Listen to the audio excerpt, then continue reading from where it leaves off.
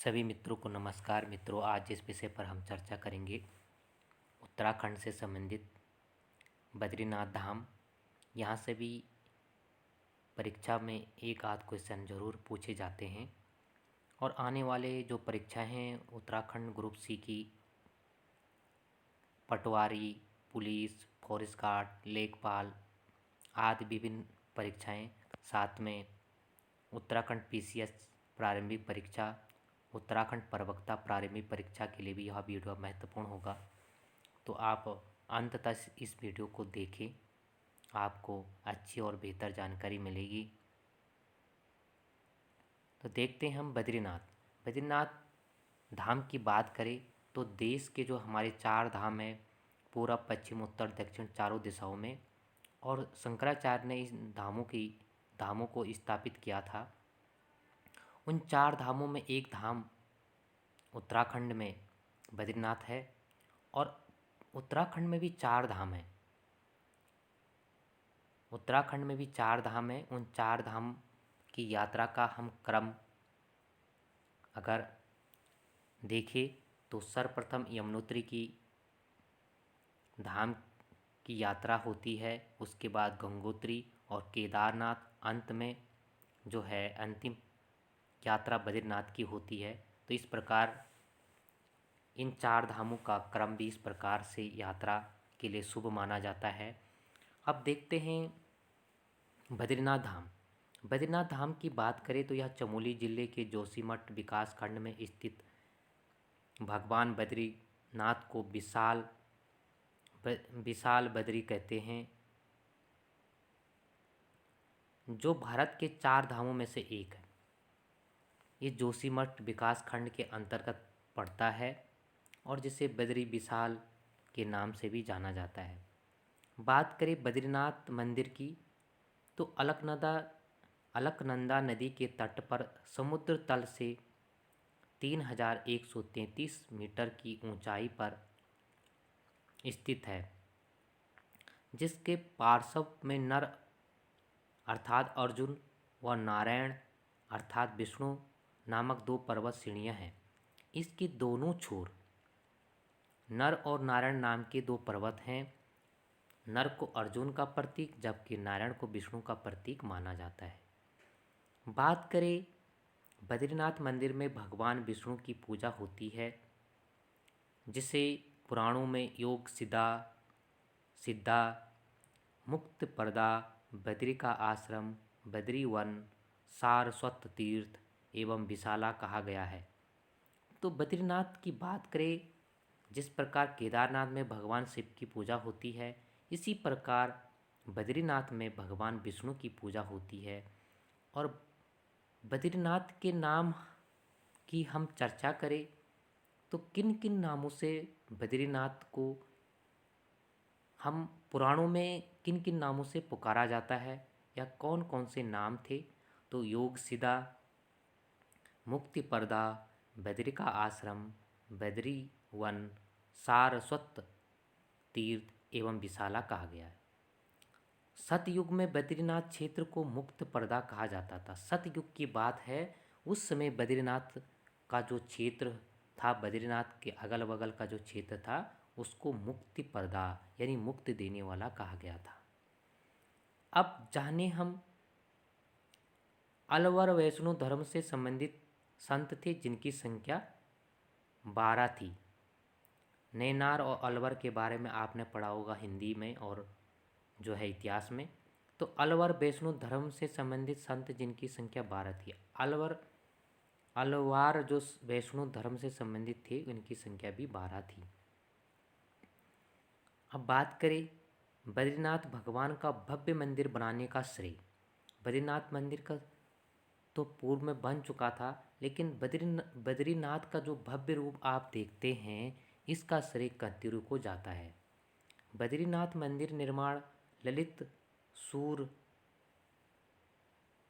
सूरदेव के समय हुआ था एवं बद्रीनाथ मंदिर के लिए भूमि दान के लिए पद्मदेव नामक शासक का जिक्र मिलता है।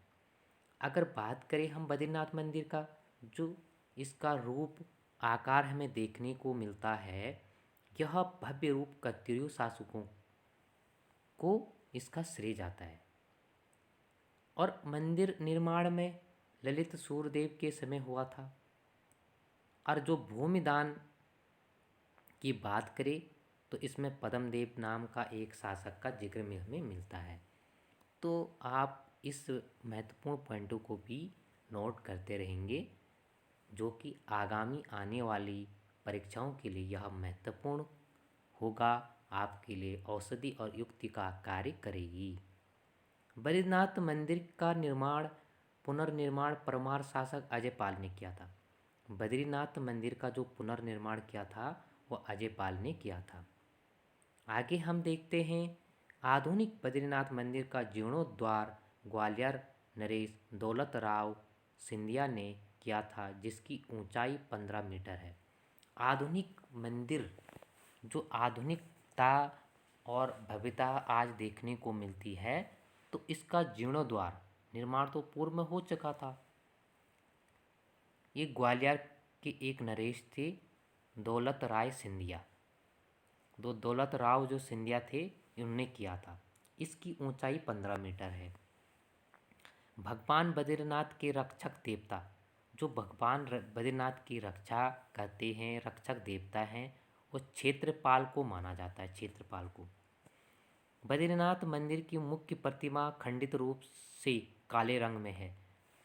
बद्रीनाथ मंदिर की जो मुख्य प्रतिमा है, जो मूर्ति है, वह काले रंग में है, जिसे आद्य गुरु शंकराचार्य जी ने नारद कुंड से निकालकर स्थापित की थी। नारद कुंड में इसको फेंका गया था और वहाँ से निकालकर जो है शंकराचार्य ने इसको स्थापित किया। अब हम आगे देखते हैं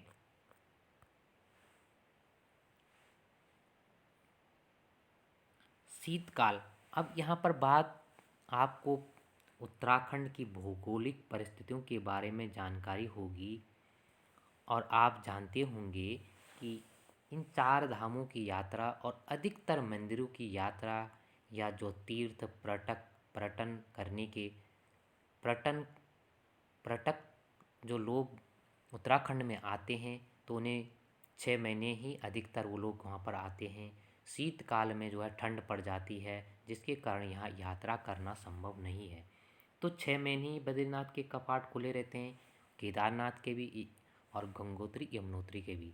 उसके बाद इनकी पूजा 6 महीने के बाद शीतकालीन सत्र में जो है दूसरे स्थानों पर होती है, अर्थात दूसरे मंदिर या स्थान पर होती है। तो बद्रीनाथ की बात करें, जब शीतकाल में भगवान बद्रीनाथ की पूजा जोशी मठ के नरसिंह देव मंदिर में होती है।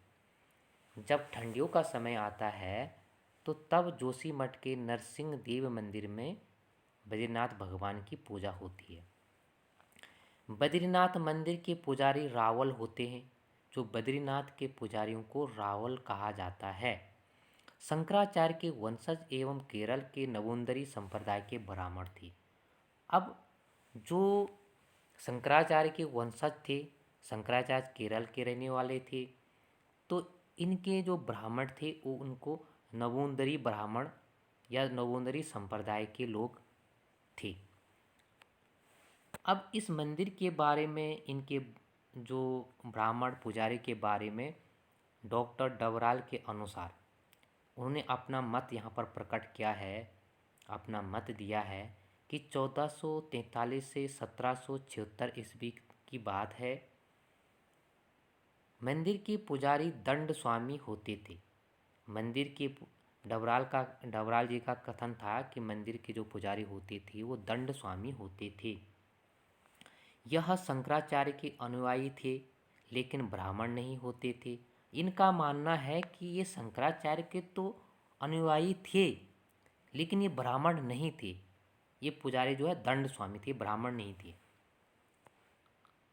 1776 ईस्वी की बात करें तो गढ़ नरेश ने रावल पद नवोंदरी ब्राह्मणों को दे दिया था।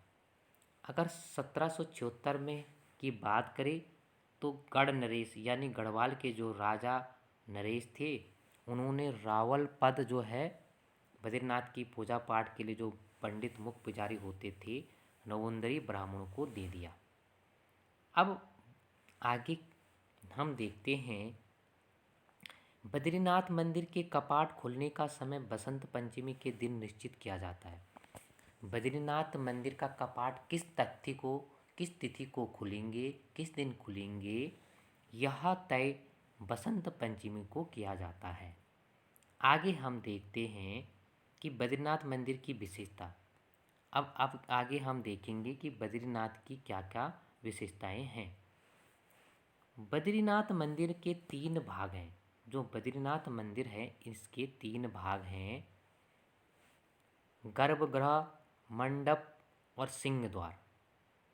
कहीं कहीं पर 4 भाग का भी उल्लेख किया गया है, कुछ किताबों में, कुछ राइटरों ने, लेकिन कतिपय पुस्तकों में 4 भागों का उल्लेख भी मिलता है, इसलिए यह तथ्य संशयात्मक भी बना हुआ है।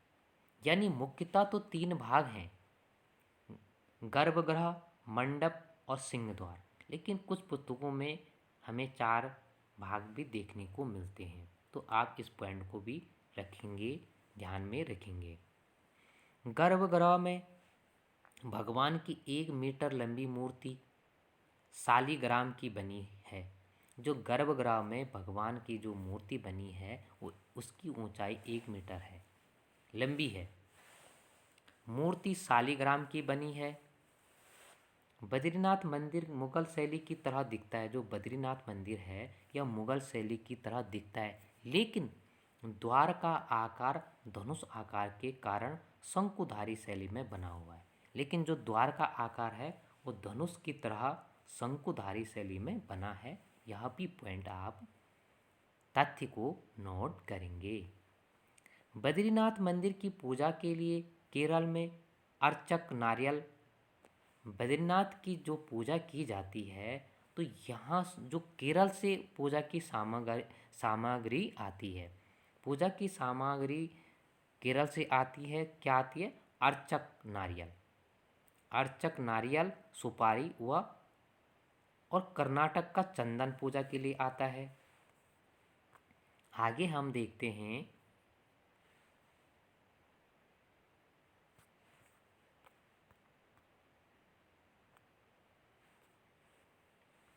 भगवान बद्रीनाथ भगवान को भात का भोग लगाया जाता है। ये महत्वपूर्ण पॉइंट यहाँ से बनेगा।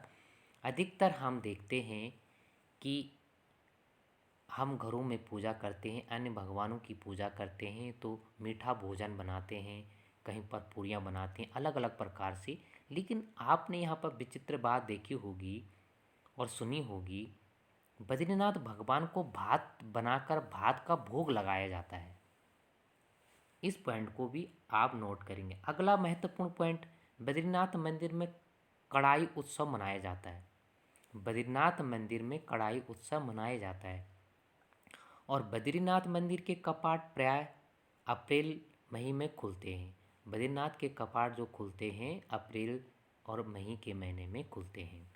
राज्य में सर्वाधिक तीर्थयात्री बद्रीनाथ धाम में हर वर्ष आते हैं।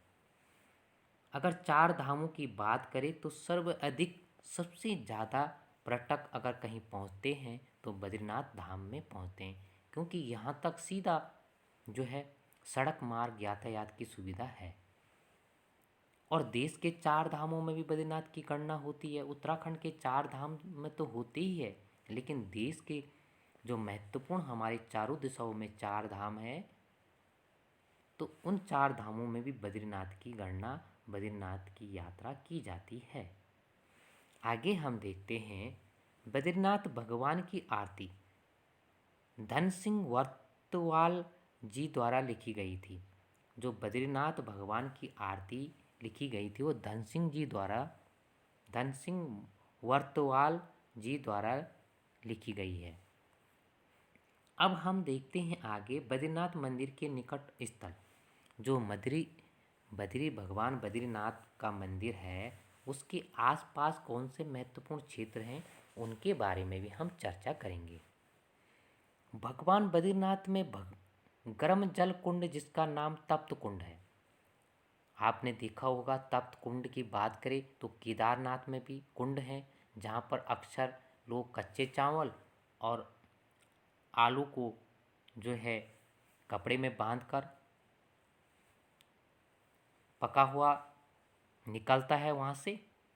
इसी तरह यहाँ पर भी बद्रीनाथ में भी गर्म जल का कुंड है, और इस गर्म जल के कुंड का जो नाम है वो तप्त कुंड है। आगे हम देखते हैं बद्रीनाथ मंदिर के समीप ब्रह्म कपाली। बद्रीनाथ के समीप ही एक स्थान है ब्रह्म कपाली। अब ये ब्रह्म कपाली बहुत महत्वपूर्ण पॉइंट है। यहाँ से पितरों को पिंड या अर्पण किया जाता है। इस ब्रह्म कपाली में पितरों को पिंड अर्पण किया जाता है। चरण पादुका नामक स्थान भी श्री बद्रीनाथ के पास ही है। चरण पादुका जो स्थान है यह भी बद्रीनाथ मंदिर के पास ही स्थित है। आगे हम बात करें, बद्रीनाथ के आगे माड़ा में माता मूर्ति का मंदिर है। बद्रीनाथ के आगे जो है आपने देखा होगा माड़ा के समीप माता मंदिर भी स्थित है, और सरस्वती नदी पर बना भीम पुल भी स्थित है। ये बड़ा सा पत्थर आपने देखा होगा जो नदी से पार जाता आने जाने का रास्ता जिस बड़ा से पत्थर से है, भीम पुल, उसका नाम है भीम पुल। कहते हैं कि भीम ने इस पुल का निर्माण किया था। भगवान बद्रीनाथ प्रतिवर्ष वामन द्वादशी को अपनी माता से मिलने के लिए माता मूर्ति मंदिर में जाते हैं। भगवान बद्रीनाथ जी अपनी माता को मिलने के लिए वामन द्वादशी को मिलने के लिए माता मूर्ति मंदिर जाते हैं। आप इस पॉइंट को भी याद कर लेंगे। आगे हम देखते हैं पांच कुंड, पंच धाराएं, पंच शिलाएं, 3 गुफाएं। इसमें 5 गुफाएं भी हैं, लेकिन मुख्यतः 3 गुफाएं इसमें दिया गया है। हम बात करें पंच कुंड की, तप्त कुंड, नारद कुंड, मानुषी कुंड, त्रिकोण कुंड, सतपथ कुंड। पंचधाराएं की बात करें, कुर्मधारा, इंदुधारा, उर्वशी धारा, भृगुधारा, प्रहलाद धारा। आगे 5 शिलाओं की बात करें, नरसिंह शिला, नारद शिला, गरुड़ शिला, वाराह शिला, मरकंड शिला। 3 गुफाओं की बात करें, स्कंद गुफा, गरुड़ गुफा, राम गुफा। अब यहाँ पर आपको एक महत्वपूर्ण पॉइंट पर ध्यान देने की आवश्यकता है कि पंचकुंड में भी नारद कुंड है और पंचशिला में भी नारद शिला है। तो इस पॉइंट को भी आप नोट करेंगे। तो आज के लिए इतना ही। दूसरी पॉइंट को हम देखेंगे, पंचशिला में गरुड़ शिला और 3 गुफाओं में भी जो है गरुड़ गुफा स्थित है। तो इस पॉइंट को भी आप नोट करेंगे। तो आज का वीडियो यहीं समाप्त करते हैं। आपको ये वीडियो यह बद्रीनाथ से संबंधित जानकारी अच्छी लगी होगी तो अधिक से अधिक शेयर करें और लाइक करें। अपना मत और विचार कमेंट बॉक्स पर अवश्य दें। तो आज के लिए इतना ही। सभी मित्रों को एक बार पुनः बहुत बहुत धन्यवाद।